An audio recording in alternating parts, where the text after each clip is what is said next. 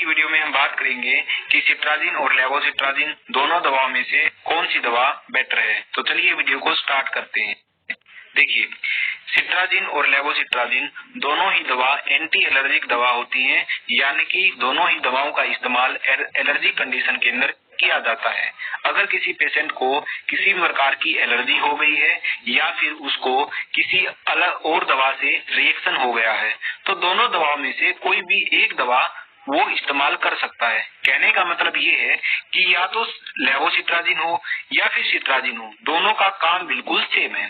ठीक है, अब बात करते हैं कि डिफरेंस क्या है। देखिए, ये दवा भी सीडेशन कोज करती है, ये दवा भी सीडेशन कोज करती है। सीडेशन का मतलब होता है कि दवा लेने के बाद नींद आना। ठीक है, लेकिन डिफरेंस ये है कि लेवोसिट्राजिन कम सीडेशन कोज करती है एज कंपेयर टू सिट्राजिन। ठीक है, तो पहला डिफरेंस ये है। दूसरा डिफरेंस क्या है कि जो लेवोसिट्राजिन है ना, इसके साइड इफेक्ट कम होते हैं एज कंपेयर टू सिट्राजिन। दूसरा डिफरेंस ये है। तीसरा डिफरेंस ये है कि लेवोसिट्राजिन ज्यादा इफेक्टिव होती है एज कंपेयर टू सिट्राजिन।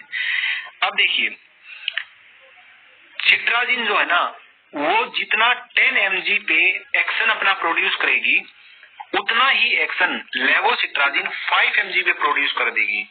यानी कि लेवोसिट्राजिन हाफ डोज पे उतना ही इफेक्टिव है जितना कि सिट्राजिन फुल डोज पे इफेक्टिव है। तो मैंने 3 डिफरेंस आपको बता दिए। पहला डिफरेंस, लेवोसिट्राजिन लेस सीडेशन कोज करती है एज कंपेयर टू सिट्राजिन। दूसरा डिफरेंस कि लेवोसिट्राजिन का साइड इफेक्ट कम होता है। तीसरा डिफरेंस, लेवोसिट्राजिन हाफ डोज पे उतना ही इफेक्टिव है जितना कि सिट्राजिन फुल डोज पे इफेक्टिव है। कहने का मतलब ये है कि लेवोसिट्राजिन सिट्राजिन से ज्यादा इफेक्टिव है। तो 3 डिफरेंस मैंने आपको बताए। तो 3 डिफरेंस सुनने के बाद आपको पता चल गया होगा कि लेवोसिट्राजिन ज्यादा बेटर होती है किससे, सिट्राजिन से। ठीक है, तो ये 3 डिफरेंस मैंने आपको बताई, आपको याद रखने हैं। और आपको ये भी याद रखना है कि लेवोसिट्राजिन ज्यादा बेटर होती है सिट्राजिन से। क्यों बेटर होती है? 3 डिफरेंस मैंने आपको बता दिए।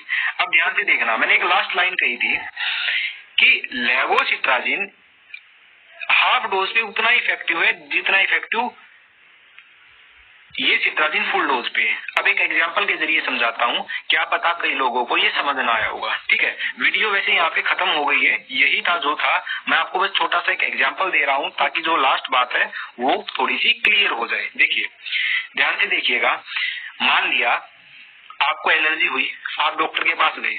ठीक है, डॉक्टर ने कहा कि आपको सिट्राजिन लेनी है 10 mg दिन में एक बार।